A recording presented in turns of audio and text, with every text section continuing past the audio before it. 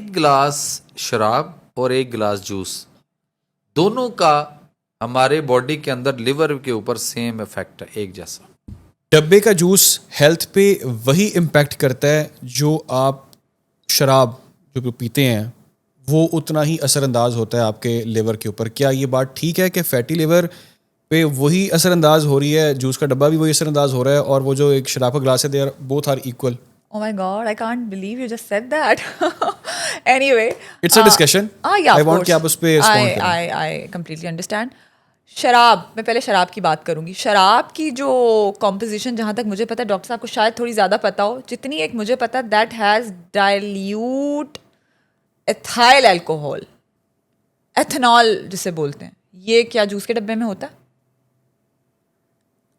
I think वही है उसकी कॉम्पोजिशन। अच्छा, रही बात वो लिवर को क्या करता है क्या नहीं, वो भी सेकेंडरी चीज़ है, लेकिन उसमें जो एक्सेसिव कार्ब्स है, मेरे ख्याल में शराब का डब्बा और जूस का डब्बे के साथ उसको वो सिंबॉलिक, वो उन्होंने जिसने भी ये चीज़ कही हुई है। जूस का डब्बा वही है जो मैंने आपको शेक का डब्बा बताया है, वो शेक का वो।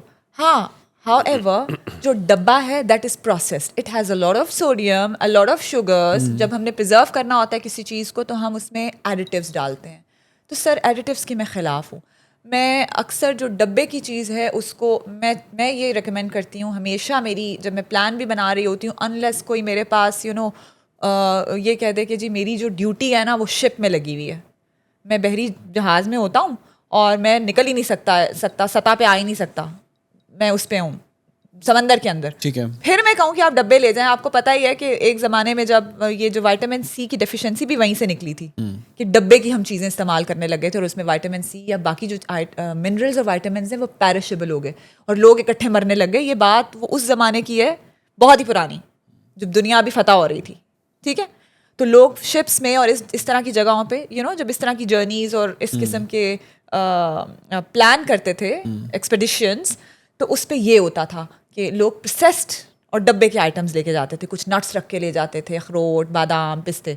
उसमें नुकसान क्या हुआ कि डब्बे के अंदर या extra prolong period of time के लिए जब हम चीज़ को फ्रीज या फ्रोज़न कर देते हैं तो उसमें आपके मिनरल्स और विटामिन मर जाते हैं। ठीक हो गया?